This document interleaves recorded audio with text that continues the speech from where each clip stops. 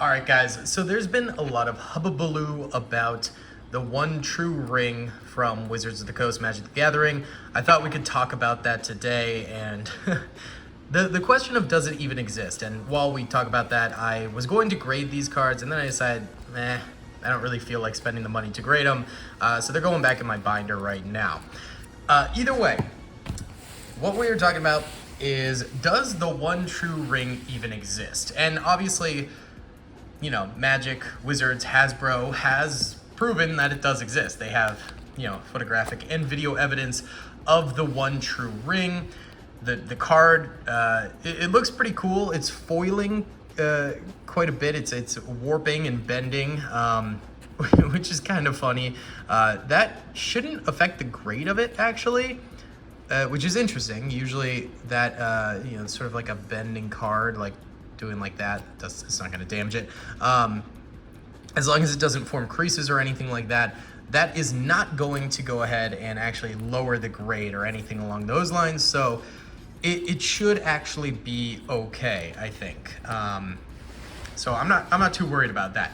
But either way, you know, Wizards has proven that the card does indeed exist, which is pretty cool. You know, it's a cool card. I think it's a neat concept.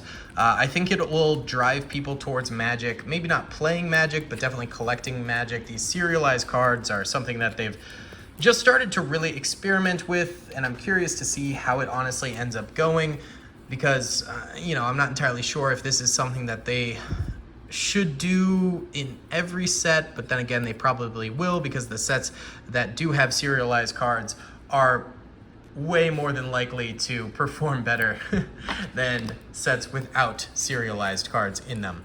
But the one true ring, a lot of people are questioning if it exists in any of the collector's booster boxes.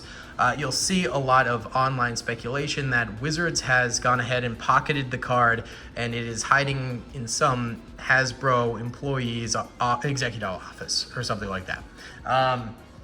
Which I can't blame this speculation. Wizards is a company that I could easily see doing that. They're fairly slimy, if we're being completely honest here. I mean, the whole Pinkerton thing was pretty crazy, and they do have a bit of a history of being a fairly abusive company, so it wouldn't shock me. However, if they did do that, it's a fairly illegal practice, so you know, if they ever got caught doing that, that would be a big uh-oh. So, I mean, I think they have inserted it into a collector's booster box. I think the one true ring does exist for us to find and to go and snag and put into our collection or whatever. I think it's entirely possible to go ahead and pull that card. Now, the other big question is this card even going to be pulled? You know, there's a big thing where it's like, well, if Wizards goes ahead and inserts the card and someone goes ahead and opens cards early, and I'm already seeing some openings on YouTube and TikTok of people cracking open Lord of the Rings sets, which is kind of crazy. I would not mess with Papa Hasbro after what happened with the Pinkertons and stuff like that, but that's just me. And so you might see, you know, the one true ring pulled early, which would be crazy, because then the value of this set would absolutely plummet. I would say that maybe 20 to 25% of people purchasing this set are purely after the one true ring. I think that is not that bad of an estimation. I think that's entirely possible, that a large portion of people currently purchasing this set, and it's going for about $400 now on eBay, collector's box, are searching for the one true ring. I think that, you know, most of those people aren't going to find it. There's only one of them. And I think it's artificially inflating the price, and that if the one true ring was found and yoinked this early on, then the box prices would plummet. I would think that we'd see orders canceled and things like that from people who purchased. And yeah, basically, it would be a really, really bad thing for this set if this was pulled early. So I have a feeling that Wizards of the Coast actually went ahead and put the card in a set that is going to be after, like, released after the release date. You know, it's not going to be a pre-release box, or, you know, a box that is sent out to someone a little bit early by distributors. It's going to be coming from a box that comes out after the release date. That's what I think. I think they're holding some boxes to send out or something like that. It's probably going to be in one of those, because obviously Wizards made this big one-of-one card in order to get people to buy this product. And if it is no longer in the product, well, you know, it's not a very good thing.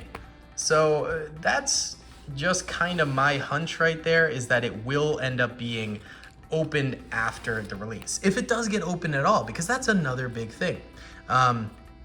You've got collectors like you know, Rudy from Alpha Investments, who I actually have nothing against Rudy. I know he's a somewhat controversial figure in the hobby. I don't mind Rudy at all, to be honest with you.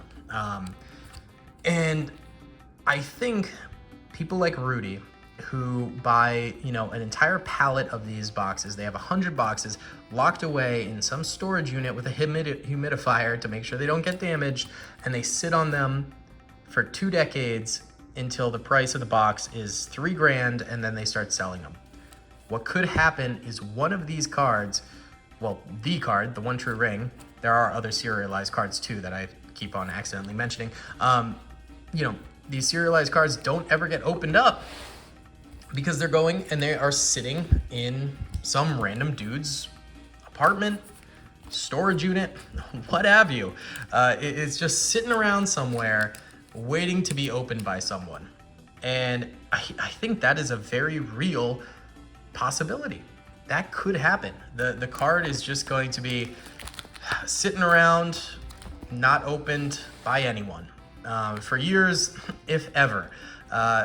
You know, the likelihood of this happening is decently high. I would say probably like 20% of these collector's boxes are not going to be opened ever. You know, that is a very real possibility.